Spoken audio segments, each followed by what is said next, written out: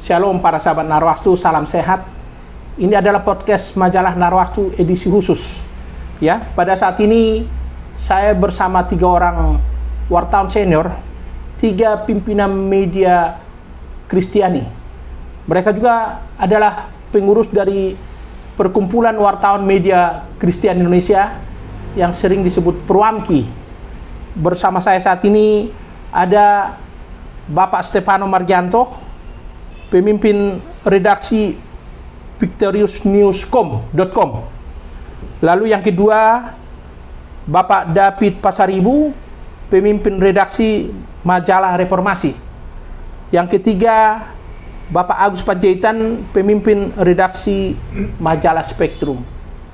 Tidak secara kebetulan kalau mereka berkunjung ke kantor Narwastu pada 28 Oktober 2024 ini, karena hari ini juga hari yang bersejarah bagi Perwamki, tepat pada Hari Sumpah Pemuda 2024. Ini adalah ulang tahun Perwamki yang ke-21. Jadi para sahabat Narwastu, kami nanti akan berbincang tentang eksistensi Perwamki, bagaimana dulu perjalanan. Nanti kita akan dengarkan dari sahabat jurnalis senior ini. Perlu saya sampaikan, Perwamki, organisasi pers Kristiani yang saat ini eksis hingga 21 tahun, pertama kali didirikan pada September 2003. Itu pembicaraan awal. Itu diawali dalam pertemuan di kantor tabloid Victorious yang sekarang dipimpin Bapak Margianto. Kemudian Oktober 2003 itu diputuskan nama Perwamki dan dipilih pengurus di situ di kantor majalah Narwastu pada saat itu. Jadi ini sebuah sejarah kalau kita berbincang juga dalam kesempatan ini. Kita sapa ketiganya. Shalom Pak Ketua, Pak Margianto. Ya, shalom. Ya. Shalom Pak David Pasaribu. Shalom. Ya. Kemudian Bapak Agus Panjaitan. Ini perlu saya sampaikan, Pak Agus Panjaitan juga mantan sekretaris umum Perwamki. Kita akan dengarkan apa yang mereka rasakan, apa yang akan mereka adakan terkait dengan kegiatan Perwamki ke depan sebagai organisasi pers yang pada Juli 2023 yang lalu pernah mengundang seorang tokoh nasional, waktu itu Menteri Pertahanan RI yang sekarang menjadi Presiden RI, yaitu Bapak Prabowo Subianto. Waktu itu inilah tokoh-tokoh ini yang luar biasa bisa menghadirkan beliau dalam pembukaan Munas Perwamki di gedung PGI Jakarta. Kita pertama dari Pak Stefano Margianto. Mas Anto, saya panggil Mas Anto ya. Siap. Ini 21 tahun sekarang Perwamki. Apa yang dirasakan? Ya, shalom sahabat Narwastu ya. Terima kasih Pak Jondro atas tempat yang disediakan di saat ini. Jadi kalau kita merefleksikan kembali perjalanan Perwamki gitu ya, ini sebenarnya tidak lepas dari Pak Jondro sebagai salah satu pendiri kan, karena perjalanannya memang dari Victorious kemudian ke Narwastu kemudian ke tempat-tempat teman-teman yang lain kan, seperti itu. Nah, pertama yang perlu saya sampaikan adalah kita patut bersyukur karena 21 tahun itu bukan waktu yang singkat gitu, yang penuh dengan dinamika, penuh dengan mungkin banyak sekali kadang-kadang kita mengalami pasang surut, mengalami hal-hal yang mungkin kadang-kadang kita menjadi lesu, tetapi karena anugerah Tuhan lah sampai sekarang ini Perwamki bisa eksis dan Perwamki masih bisa membuat acara-acara gitu kan. Nah, mungkin tahun ini yang akan saya sampaikan merefleksikan kembali bertepatan dengan Hari Sumpah Pemuda, karena Perwamki lahir tahun 2003 itu bertepatan dengan Hari Sumpah Pemuda tanggal 28 Oktober. Jadi pertama yang saya mau sampaikan adalah bahwa kita tahun ini memang kita merayakan yang sederhana. Artinya tema besar yang kita mau angkat adalah menjadi berkat ya Pak Ketua Panitia, diberkati untuk menjadi berkat. Jadi artinya mungkin pada tahun ini kita sedikit berbeda dengan tahun-tahun sebelumnya gitu kan. Kalau yang tahun-tahun sebelumnya kita bikin acara itu selalu selalu apa ya, selalu mungkin sedikit mewah, sedikit mungkin lux gitu ya, tapi bikin acara di hotel. Tapi tahun ini kita yang pertama adalah kita berkunjung ke panti asuhan, ke yayasan kanker ya, anak penderita kanker Anyo, yang besok tanggal 29 rencananya jam 3 sore. Kemudian rencananya kita akan bikin pelatihan jurnalistik yang nanti akan dielaborasi oleh ketua panitia. Kemudian nanti kita rencananya juga akan berkunjung ke panti asuhan Agape di Kelapa Gading. Lalu kita akan bikin diskusi publik. Nah, bertepatan dengan ulang tahun Sumpah Pemuda, bahwa kita tetap mungkin sampai saat ini kita masih diberikan spirit ya, diberikan kekuatan bertepatan dengan Hari Sumpah Pemuda, sehingga apa yang kita lakukan dapat bermanfaat bagi mungkin banyak teman khususnya di kalangan Kristen. Begitu ya. Merefleksikan seperti itu. Biarlah semangat kita tetap berkobar seperti yang dispiritkan oleh Hari Sumpah Pemuda. Ya. Para sahabat Narwastu, perlu juga kami sampaikan, ini Pak Ketua Mas Stefano ini orang yang sangat setia menurut saya. Ketika Perwamki ini didirikan, beliau udah dulu yang pertama kali mencatat siapa dulu ketua pertama. Ketua pertama waktu itu Bapak Suratinoyo, yang sekarang pimpinan Mitra Indonesia, kalau tidak salah ya. Tabloid Mitra Indonesia. Dan waktu itu sekretaris umumnya Bapak Emmanuel Dapaloka, yang sekarang mengelola La Fiore TV ya. Ya.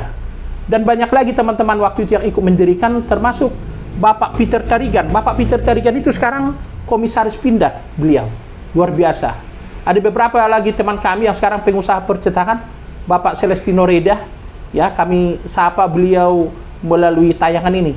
Termasuk Humas PG Bapak Markus Saragi, juga Bapak Yusak Tanasia, mantan ketua, juga Saudara Robi Repi yang sekarang lebih banyak aktif di PGLII, juga pernah di BPK Gunung Mulia.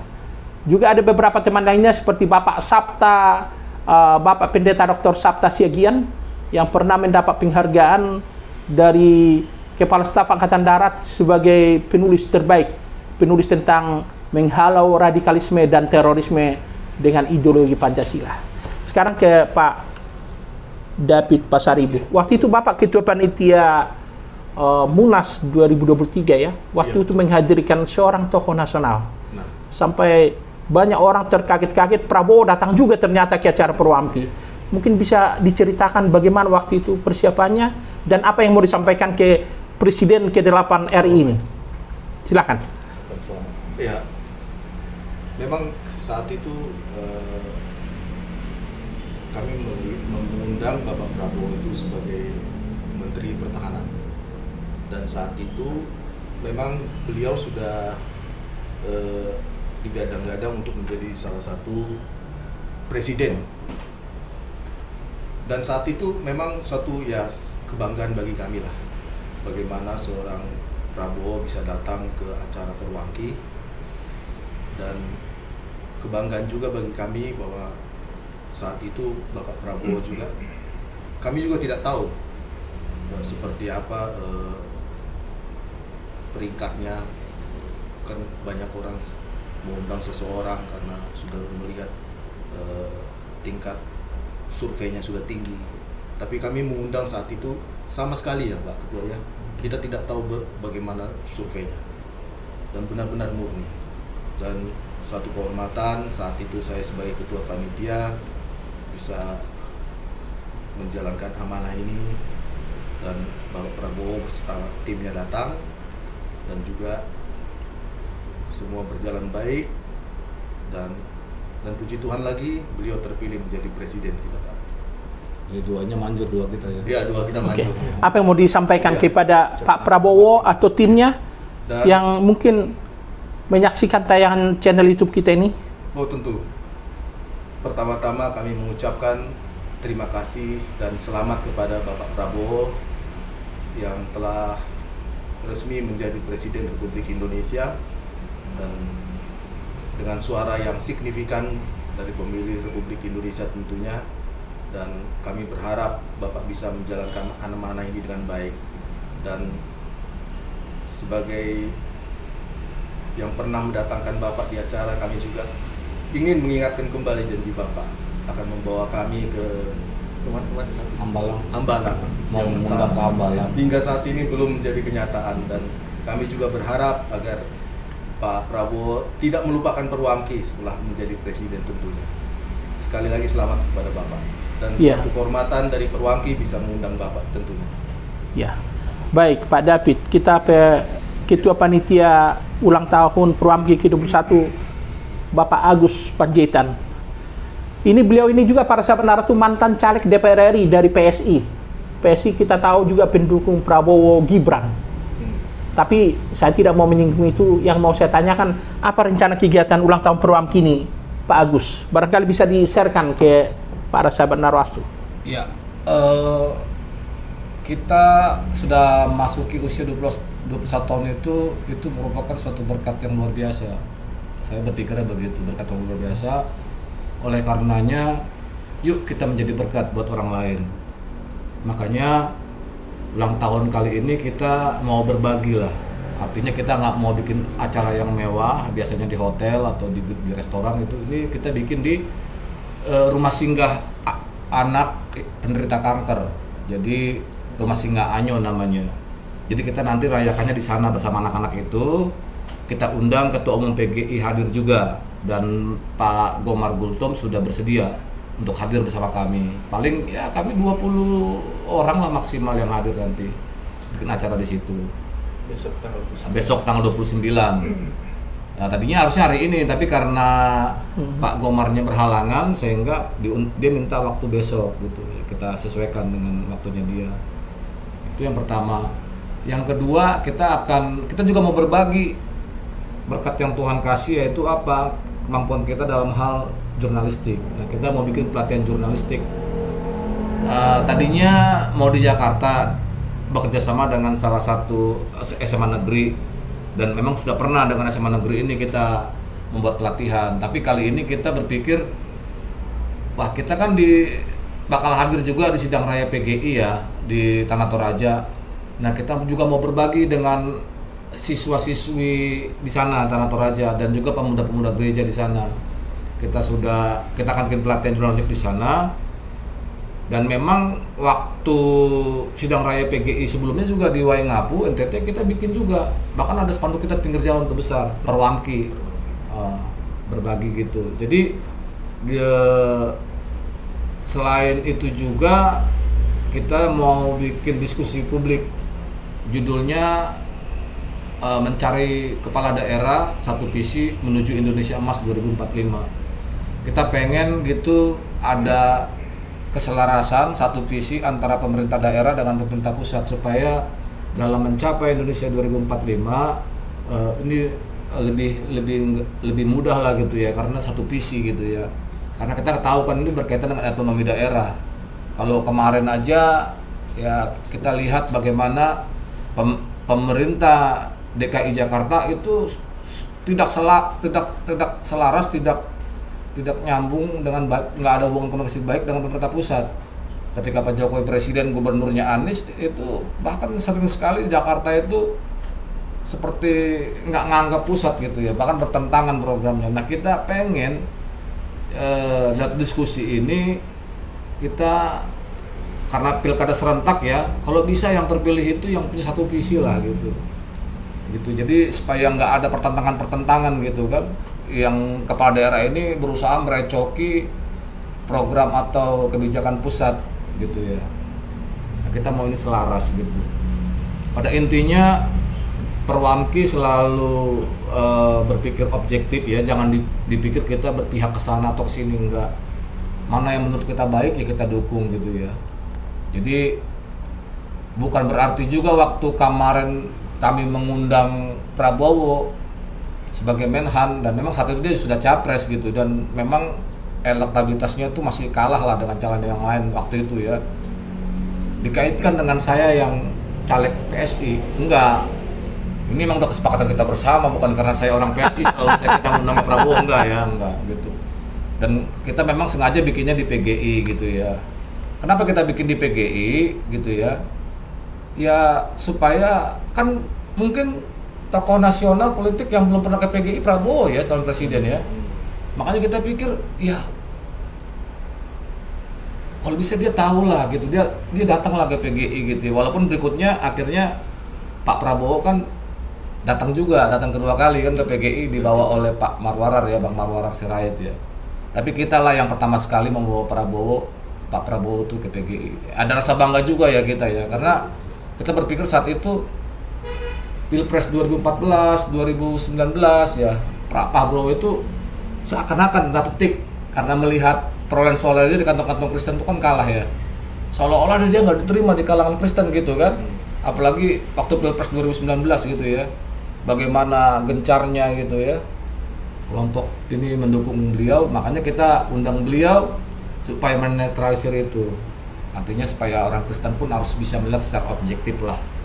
Jangan selalu dinilai dari subjektif tetapi objektif lah dalam memilih pemimpin. Itu aja kalau kita saat itu berpikirnya gitu. Ya. Itu aja saya rasa sih ya. Ya. Tadi Pak Agus menyinggung soal sidang raya. Pak Anto, ini kan sidang raya PGI akan diadakan tanggal 8 November kalau nggak salah ya. Iya. Ada yang Bapak mau sampaikan terkait dengan sidang raya PGI di Tanah Toraja, Sulawesi Selatan? Oh iya.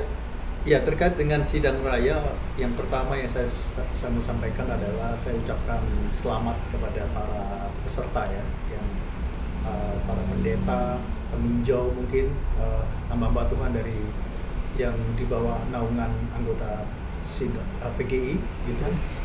Jadi saya ucapkan selamat juga kepada Ketua Umum sekarang yang Pak Gomar yang menjadi menjadi motor atau menjadi pemimpin di periode lalu dan akan mengakhiri ya.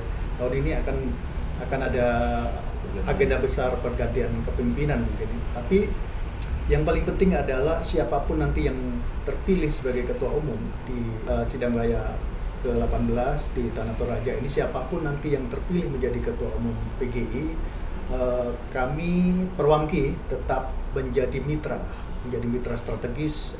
Kita bisa bekerja sama, kita bisa berkomunikasi, kita tetap mendukung soliditas mungkin kepemimpinan ke depan gitu ya. Dan harapan kami bahwa PGI ke depan menjadi PGI yang luar biasa, PGI yang menjadi PGI yang diperhitungkan di kancah nasional gitu kan. Saya berharap juga PGI juga bisa setara dengan organisasi keagamaan yang lain, seperti kalau kita singgung mungkin keagamaan seperti Nahdlatul Ulama, Muhammadiyah dan lain-lain yang mungkin di kancah nasional lebih diperhitungkan seperti itu. Jadi harapan ke depan yaitu Perwamki mungkin bisa menjadi mitra strategis dengan PGI. Ya. Gitu. Ini kan Perwamki ada juga di Jawa Timur, di Jawa Barat, di Banten, DKI Jakarta, bahkan di beberapa daerah lain ya. Ya. Ada yang mau disampaikan kepada para anggota Perwamki di seluruh tanah air, silakan. Ya, jadi yang pertama mungkin yang saya saya salut dengan salah satu DPD yang Perwamki sudah bentuk, yaitu DPD Jawa Timur. Jawa Timur ini mempunyai teman-teman pengurus yang luar biasa, militan lah. Hampir semua pengurusnya itu penulis buku. Yang paling getol memang ada 3 yang menjadi penulis, yaitu Ketua DPD-nya Pak Widianto, Pak Hadi, dan Agung sama Hendra. Puji Tuhan kemarin, seminggu yang lalu saya diundang ada peluncuran buku sejarah kekristenan Jawa Timur. Jadi luar biasa lah, mereka punya menggaungkan Perwamki di Jawa Timur, meluncurkan sebuah buku gitu. Jadi sebelumnya juga pernah ya? Ya, sebelumnya memang sudah pernah juga. Jadi Ketua DPD Jawa Timur sudah menulis, kalau nggak salah sudah 6 buku sejarah kekristenan. Baik khususnya di tanah Jawa ya, dari Jawa Timur sampai ada beberapa yang termasuk juga Kiai Sadrak kalau nggak salah yang dia tulis waktu beberapa tahun yang lalu. Jadi memang kami masih berupaya untuk membentuk DPD yang lain. Jadi yang mohon dukungan doa terutama bagi teman-teman Perwamki yang lain dan para pendiri-pendiri Perwamki, termasuk salah satunya Pak Condro, supaya kami tetap punya spirit untuk membangun dan membesarkan sekaligus menggaungkan Perwamki ke depan. Iya. Ada, ya, silakan. Ya. memang di kita Perwamki itu sangat saklek ya. Arti sakleknya gini, kita ini kan organisasi wartawan, jadi harus menulis gitu. Dan memang kita itu, bahkan kita sendiri sudah menulis buku ya, jadi Perwamki sudah menulis buku juga, dan memang kita agak selektif dalam memilih anggota Perwamki, jadi nggak asal terima aja gitu.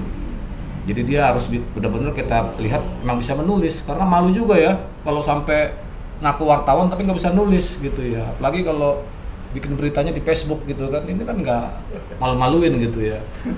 Jadi kalau di Perwamki ini puji Tuhan banyak penulis-penulis handal ya. Kayak mantan ketua kan, pernah kan? Mantan ketua umum. Iya, dia pernah penulis ini tetap di Kompas, dia di Jakarta, pernah di Jakarta Post gitu ya.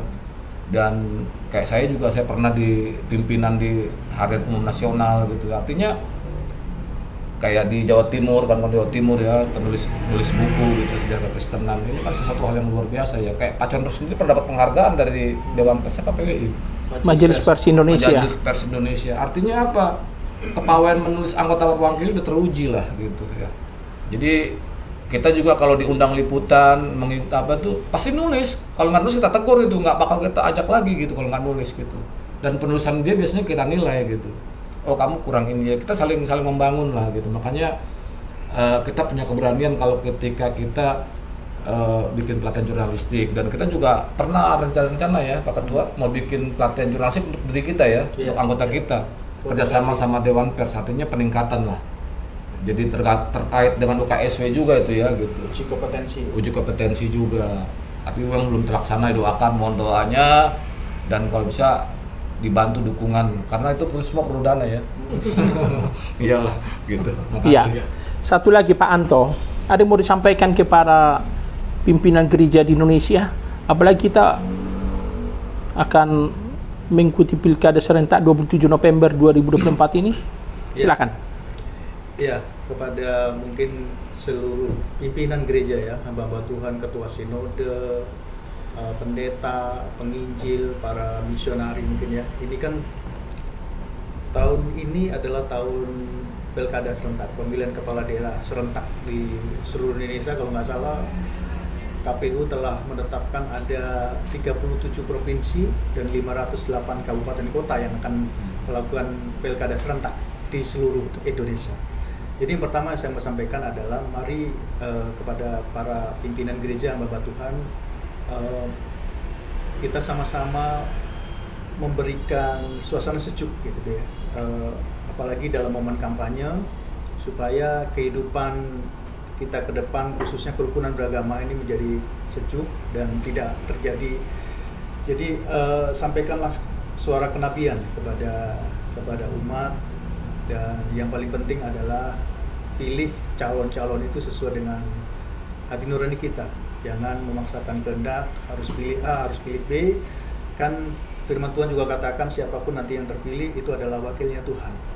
Jadi sekali lagi saya sebagai Ketua Umum Organisasi Perkumpulan Wartawan Media Kristen Indonesia menyampaikan bahwa pemilihan umum kepala daerah serentak ini adalah menjadi bagian pesta demokrasi kita bersama yang harus kita kawal, dan kita berdoa supaya nanti ke depan Indonesia semakin bagus, semakin maju, dan semakin hebat lah gitu kan, lewat kepala-kepala daerah yang telah terpilih gitu, dan tentunya bisa mendukung program nasional, terutama programnya presiden kita yang sudah terpilih, yaitu Presiden Prabowo dan Pak Gibran sebagai Wapres. Jadi itu aja Pak yang saya mau sampaikan.